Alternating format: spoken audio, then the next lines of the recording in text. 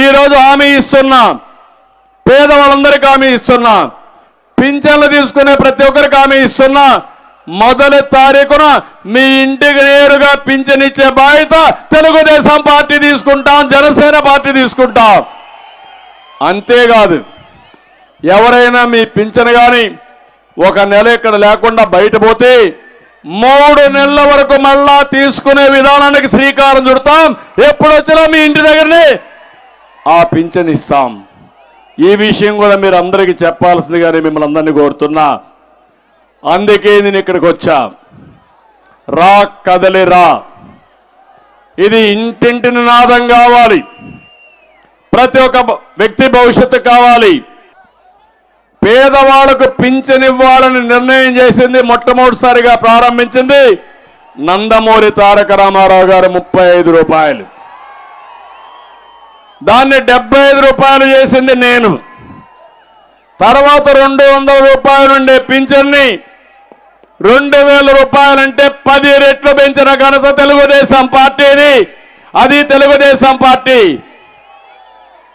పేదల పట్ల, వృద్ధుల పట్ల, వితంతువుల పట్ల అందరికీ పింఛన్లు ఇచ్చాం. వితంతువులకు ఇచ్చాం, ఒంటరి మహిళకి ఇచ్చాం, ట్రాన్స్జెండర్కి ఇచ్చాం, వికలాంగులు కూడా బాగా చేశాం. మళ్ళీ ఇంకొకటి పెట్టాం. ఒక నెలలో వాళ్ళు లేకపోతే పక్కన ఎక్కడన్నా ఉంటే 2వ నెల కూడా తీసుకునే ఏర్పాటు చేశాం. ఈరోజు హామీ ఇస్తున్నాం, పేదవాళ్ళందరికీ హామీ ఇస్తున్నాం, పింఛన్లు తీసుకునే ప్రతి ఒక్కరికి హామీ ఇస్తున్నా. ఇక్కడ మీరు చూడండి, మొత్తం 175 మంది ఎమ్మెల్యేలు ఉంటే ఇప్పటికి 68 మందిని మార్చాడు. ఇంకో పక్క వీళ్ళందరూ 49 మంది బీసీలు, ఎస్సీలు, ఎస్టీలు, మైనారిటీలే. ఇంకో పక్క మీరు చూస్తే వీళ్ళల్లో 11 మంది ఎస్సీలు, 4 ఎంపీలు నువ్వు లాభం లేదు, మీ సైకో ప్రవర్తన మాకు నచ్చలేదని ఆ పార్టీకి రాజీనామా చేసే పరిస్థితికి వచ్చారు. 2 ఎమ్మెల్యేలకి మంత్రులుగా, ఎంపీలుగా ఇస్తే నీ సీటు మాకొద్దని రిఫ్యూజ్ చేసే పరిస్థితికి వచ్చారు. 10 మంది మంత్రులు, 9 మంది బీసీలు, ఎస్సీలు, ఎస్టీలు సీట్లు ఇవ్వకుండా ట్రాన్స్ఫర్లు చేశాడు.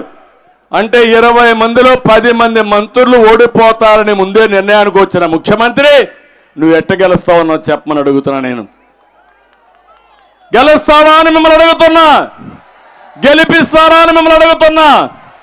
ఈ ఊర్లో చెత్త, ఇంకొక ఊర్లో బంగారం, ఇది ఎక్కడ న్యాయం అని అడుగుతున్నా. ఇక్కడ ఒక ఎమ్మెల్యే ఉండేది పత్తిపాడులో, సుచరిత, పేరు నేను చెప్పకూడదు. ఇప్పుడు ఆవిడని తాడికొండకు ట్రాన్స్ఫర్ చేశాడు. అక్కడ చెత్త, ఇక్కడ బంగారం అయిపోయింది. ఇంకొక ఆయన వేమూరులో ఉన్నాడు మంత్రి, ఆ మంత్రిని సంతనతలపాడుకు ట్రాన్స్ఫర్ చేశాడు.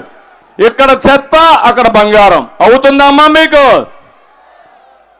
ఇలాంటివన్నీ మనం చూస్తే చాలా దుర్మార్గంగా చేసే పరిస్థితికి వచ్చాడు. నిన్ననే ముఖ్యమంత్రికి కడప జిల్లా నుంచి ఒక ఎమ్మెల్యే వెళ్ళాడు.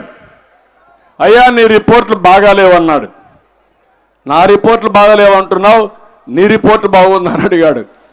ఎవరిని? ముఖ్యమంత్రిని అడిగాడు. అంటే కాదయా వచ్చింది రిపోర్ట్ అన్నాడు. నీకెవరు చెప్పారు? నేను ఎక్కడా తప్పు చేయలేదు, ఎవరిని చంపలేదు, చంపిన వాళ్ళు ఎవరిని సపోర్ట్ చేయలేదు. అలాంటప్పుడు నా రిపోర్ట్ బాగాలేదు నువ్వు అంటున్నావు, అవినీతి అంటున్నావు. హోల్సేల్ అవినీతి జరుగుతా ఉంది రాష్ట్రంలోని, దేశం అంతా మాట్లాడుతున్నారు. దీనికి సమాధానం చెప్పమని ముఖ్యమంత్రిని అడిగాడు. దాంతో ముఖ్యమంత్రి ఇరిటేట్ అయిపోయాడు. నన్నే ఎదిరిస్తావని కొట్టుకునే పరిస్థితికి వచ్చారు. పక్కన ఒక పెద్ద మనిషి ఉన్నాడు, ఆయనే వైవి సుబ్బారెడ్డి.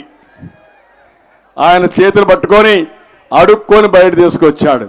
ఆ ఎమ్మెల్యే ఓటే అన్నాడు, నాకు సీట్ ఇవ్వకపోతే ఈ ముఖ్యమంత్రి ఎట్టుకెళ్ళిస్తాడు, నేను చూస్తానని చెప్పాడంటే మీరు అర్థం చేసుకోవాలి. తిరుగుబాటు ప్రారంభమైంది వైఎస్ఆర్ కాంగ్రెస్ పార్టీలో.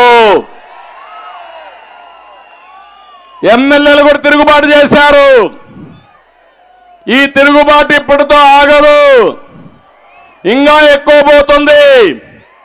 కడాన మీరు చూడబోయేది ఇప్పుడే ఖాళీ అవుతుంది.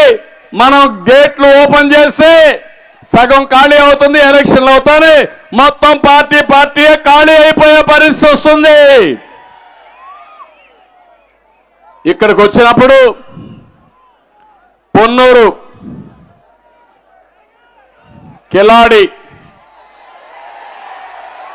కదా, కిలాడి ఇప్పుడు గ్రావెల్ రోసేగా మారిపోయాడు. ఇప్పుడే మన కేజీఎఫ్ ఉంటుంది, కొన్ని దగ్గర కేజీఎఫ్ 2, 3 చేస్తే ఇక్కడ పీజీఎఫ్ పొన్నూరు గ్రావెల్ ఫీల్డ్ మొత్తం ఎక్కడ చూసినా కేజీఎఫ్ ను మరిపించే విధంగా ఇక్కడ కిలాడి మొత్తం దువ్వేశాడంటే చాలా గొప్పోడితన్ని.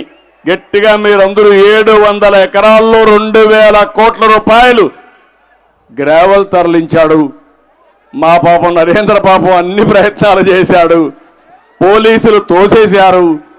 కానీ ఎన్ని చేసినా నరేంద్ర మాత్రం పట్టిన పట్టు వదలకుండా విక్రమార్కుడు మారిగా పోరాడుతూనే ఉన్నాడు.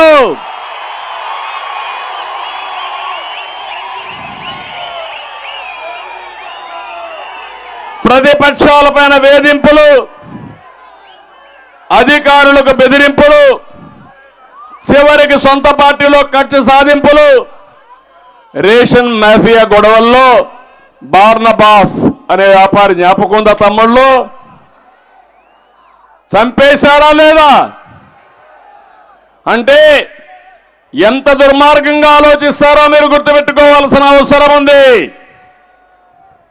ఇక్కడే నరేంద్ర ఉన్నారు, ఇంత మునిపే చెప్పారు. సంగం డైరీ, గుంటూరు పాడి పరిశ్రమ రైతుల ఆత్మ గౌరవానికి సంబంధించిన విషయం. అలాంటి సంగం డైరీ పైన దాడి చేశారు, నరేంద్రని జైల్లో పెట్టారు. ఒకటే హెచ్చరిస్తున్నా, ఈ రోజు ఉంది, రేపుంది, ఎల్లుండుంది, చక్ర వడ్డీతో సహా చెల్లించే బాధ్యత మేము కూడా తీసుకుంటాం. చెయ్యాలా లేదా? చెయ్యాలా లేదా? ఏమీ లేకపోయినా ఆ కుటుంబాన్ని వేధించిన తీరు చూస్తే అందరం బాధితులే, నేను కూడా బాధితుడినే.